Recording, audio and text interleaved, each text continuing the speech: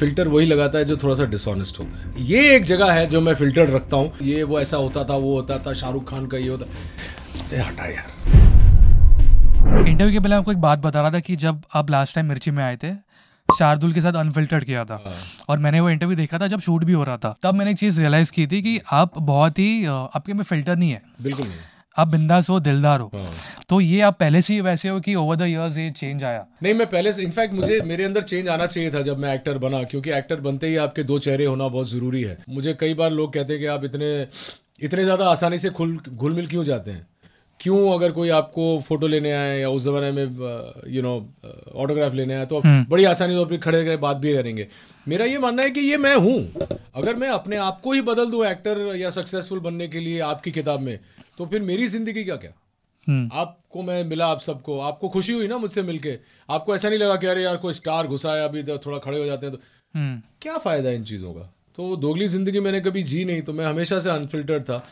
आप अगर नोटिस करें तो मेरा पेस ऑफ स्पीकिंग बहुत फास्ट है। मैं सोच के नहीं बोलता हूँ, जो दिल में है वो बोल देता हूँ, लेकिन कभी कभी सोच के बोलना उसका नहीं तो लफड़ा होता है अनफिल्टर्ड में। तो बट शार्दुल ने बहुत अच्छे से हैंडल किया, तो उसे पता था क्या पूछना चाहिए, कितना पूछना चाहिए। लेकिन हाँ, I have always been unfiltered यार, कभी वो गार्ड है ही नहीं। तो ये आपने एक स्टार्टिंग में एक लाइन बोला, एक टू वाला, क्या था वो कि जब एक्टर बनते थे दोगली life, you have to have two faces. Every actor in India, let's say in India, has normally two faces. एक आप लोगों को दिखाने के लिए और एक मेरे घर पे है। तो मेरा जो घर पे है वही आप देखेंगे।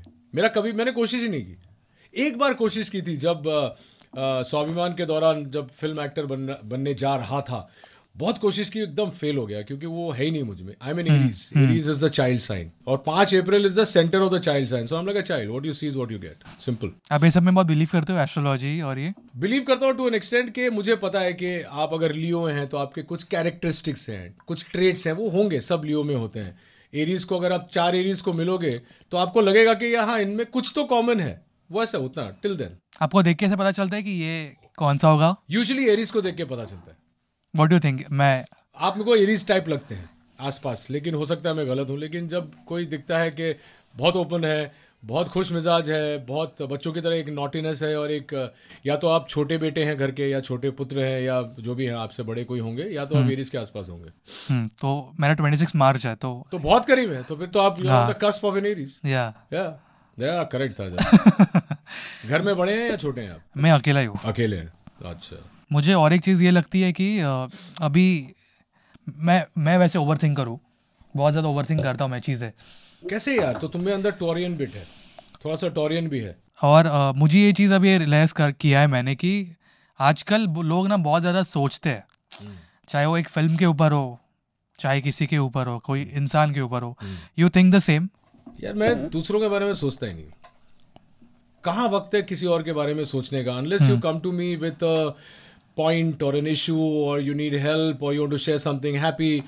मैं अपने बारे में सोच के, और अपने परिवार के बारे में सोच के, और ये जो जद्दोजहद रोज़ चलती रहती है कि भैया हमें काम पे जाना है, प्रोवाइड करना है। आई मीन जितनी भी फेमिनिज्म की बातें हो जाए और जितना भी ये सारी चीज़ें हो जाए, पॉइंट ये है कि हमें प्रोवाइडर बनना है।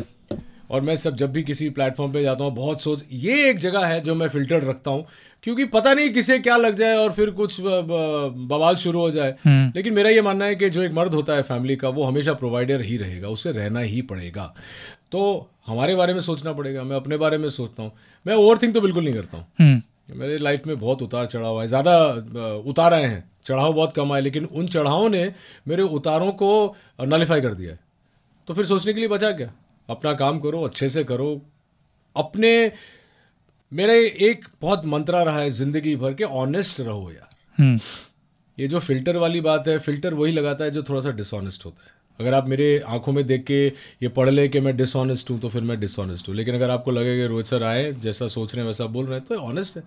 It's very taxing to be dishonest. You have to remember what you said last time. You have to remember कि हाँ, अच्छा ये बोला था, नहीं क्यों करना है?